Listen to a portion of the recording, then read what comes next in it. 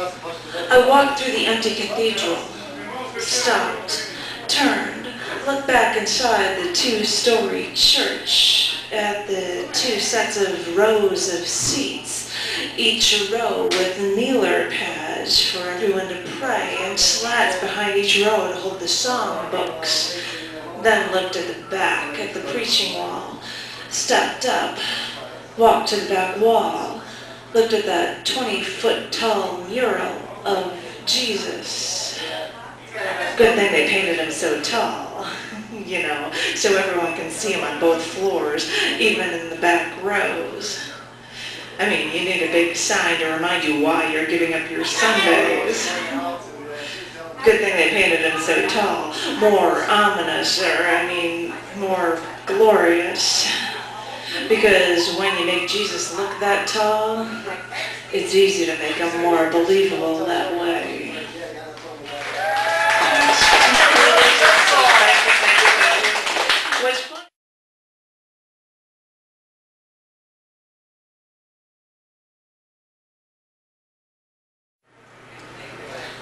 Thank you, women who work, because you take on the responsibilities of men while still having to be mothers, wives, good little daughters, and feminine creatures.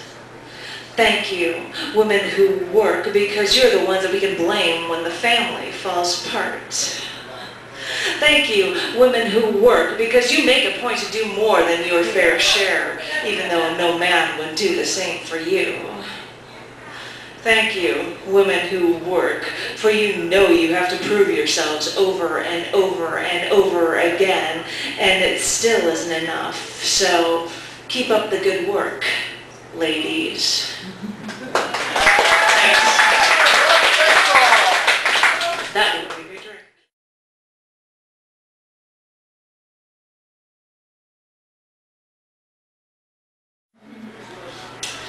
Thank you, women who work, because you're supposed to be the ones who rely on superstition, on faith, more than men. Thank you, women who work, because you need to rely on something. You're the inferior sex, remember?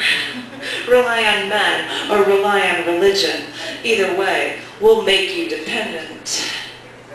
Thank you, women who work, because your sense of mystery that we attribute to you is really that sense of hopeless fear our religion instills on people who don't want to think for themselves and turns people to us when they have no other choice.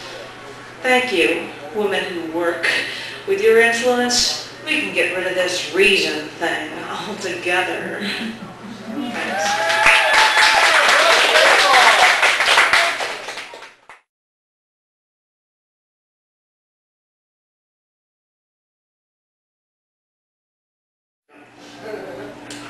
Of course, according to your religion, women should be your servants. They should answer to you. Women can't be priests or fulfill their dreams. Women have to rely on men to protect their rights. Of course, God was created in man's image, and according to you, woman came from man just so that she could churn out all of his kids, and that's probably why you banned birth control, too. Keep pressing your thumb down a little bit harder so that no one can get out of your control. You being the man, the leader, the ruler, the Pope.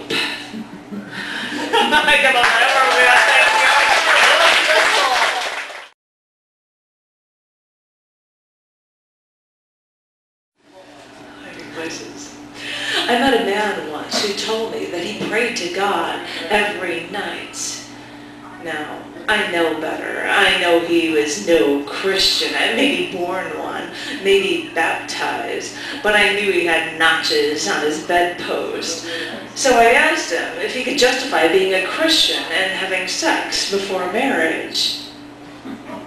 And he said, it doesn't say in the Bible that you can't have sex before marriage. And so I checked, and the closest thing I could find was, thou shalt keep thy marriage bed pure. And I wondered, who misconstrued the words first? I'm making us laugh for that one.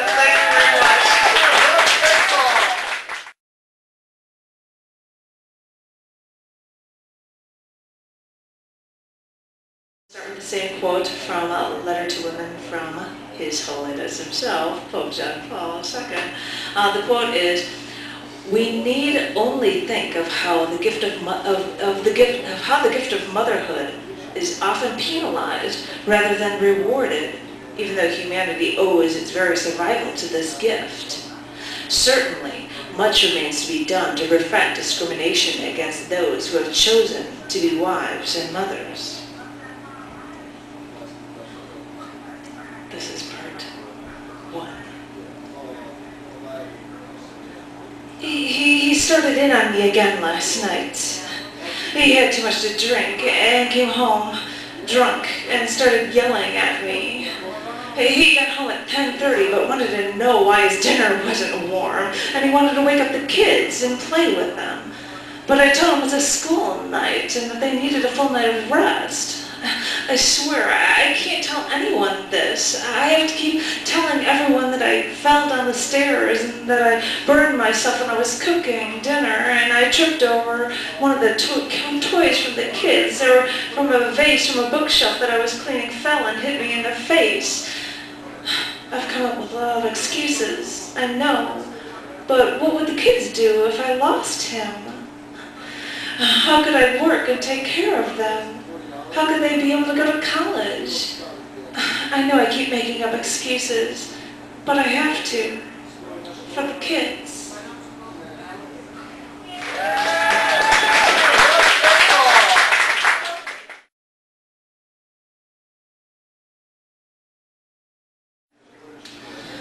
So I was sitting on a meeting with the other managers, and we were talking about presenting our project at the upcoming trade show, when our boss said, "Oh, none of us will have to go. I'll just hire some dumb," and then he looked over at me with my long blonde hair, "some model to demonstrate it instead."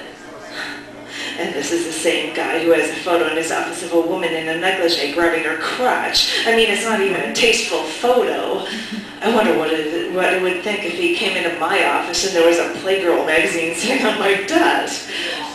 One of my supervisors even kept asking me to go out and get lunches for everyone or to fax stuff for them.